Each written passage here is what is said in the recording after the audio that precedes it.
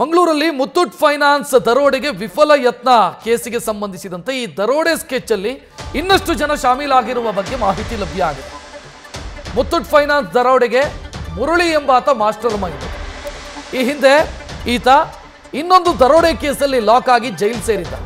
ಸುಮಾರು 6 ವರ್ಷ ಜೈಲಲ್ಲಿ ಮುದ್ದೆ ಮುರಿದಿದ್ದ. ಅನಂತರ ಹೊರಗೆ ಬಂದು ಮತ್ತೆ ದರೋಡೆ ಕೇಸಲ್ಲಿ ಸಿಕ್ಕಾಕೊಂಡಿದ್ದಾನೆ. ಈಗಾಗಲೇ ಮುರಳಿ ಹರ್ಷದ್ ಎಂಬಾತನನ್ನು ಅರೆಸ್ಟ್ ಮಾಡಲಾಗಿದೆ. ಲತೀಫ್ ಎಂಬಾತನಿಗಾಗಿ ಹುಡುಕಾಟ ನಡೀತಾ ಇದೆ. ಹೆಚ್ಚಿನ ಡೀಟೇಲ್ ನೀಡೋದಕ್ಕೆ ನಮ್ಮ ಪ್ರತಿನಿಧಿ ಕಿರಣ್ ನೇರ ಸಂಪರ್ಕದಲ್ಲಿ. ಕಿರಣ್, ಹೆಚ್ಚಿನ ಡೀಟೇಲ್ ಏನು ಕೊಡ್ತೀರಿ ಇದಕ್ಕೆ ಸಂಬಂಧಿಸಿ?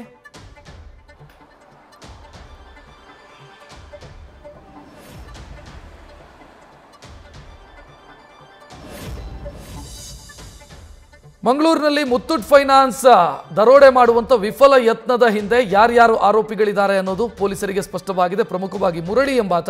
ಈ ಮುರಳಿಯ ಹಿನ್ನೆಲೆಯನ್ನು ಕೆದಕಿದ್ರೆ ಈತ ಈ ಹಿಂದೆಯೂ ಕೂಡ ಒಂದು ದರೋಡೆ ಕೇಸ್ನಲ್ಲಿ ಅರೆಸ್ಟ್ ಆಗಿ ಜೈಲು ಸೇರಿದ್ದ. ಒಟ್ಟು 6 ವರ್ಷ ಜೈಲು ಶಿಕ್ಷೆಯನ್ನು ಅನುಭವಿಸಿದ್ದ. ಹೊರಗೆ ಬಂದ ನಂತರ ಮತ್ತೆ ಅಂಥದ್ದೇ ದರೋಡೆ ಕೇಸ್ನಲ್ಲಿ ಭಾಗಿಯಾಗಿದ್ದಾನೆ.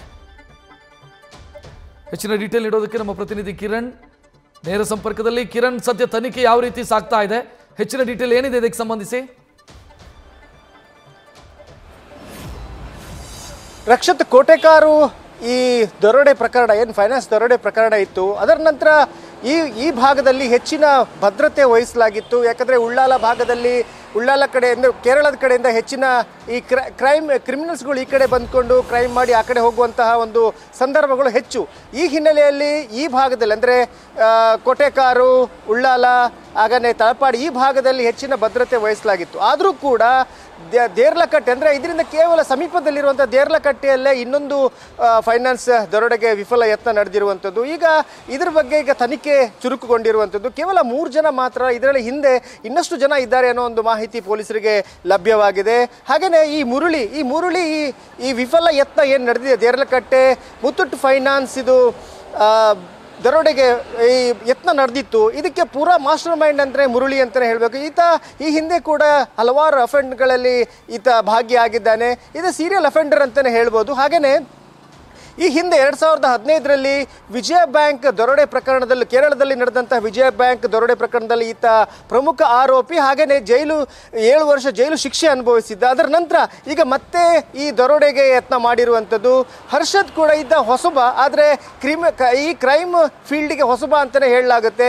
ಆದರೆ ಇವರ ಪಳಗಿದ ಮುರಳಿ ಈತನನ್ನು ಟ್ರೈನ್ ಮಾಡಿದ್ದ ಅನ್ನೋದು. ಹಾಗೆಯೇ ಹರ್ಷದ್ ಕೂಡ ಈಗ ಇದರಲ್ಲಿ ಈಗ ಟ್ರೈನ್ ಆಗಿರುವಂಥದ್ದು. ಹಾಗೆಯೇ ಯಾರು ಲತೀಫ್ ಈಗ ಎಸ್ಕೇಪ್ ಆಗಿದ್ದಾನೆ, ಆತ ಕೂಡ ಒಬ್ಬ ಸೀರಿಯಲ್ ಅಫೆಂಡರ್ ಅಂತಲೇ ಹೇಳ್ಬೋದು.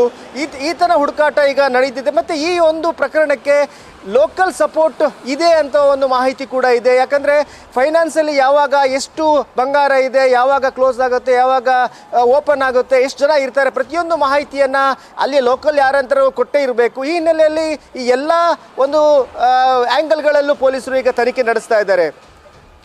ಥ್ಯಾಂಕ್ ಯು ಕಿರಣ್ ಮಾಹಿತಿಗೆ. ನ್ಯೂಸ್ ಫಸ್ಟ್ ನಿರ್ಭೀತಿಯಿಂದ ನಿಮ್ಮ ಪರವಾಗಿ.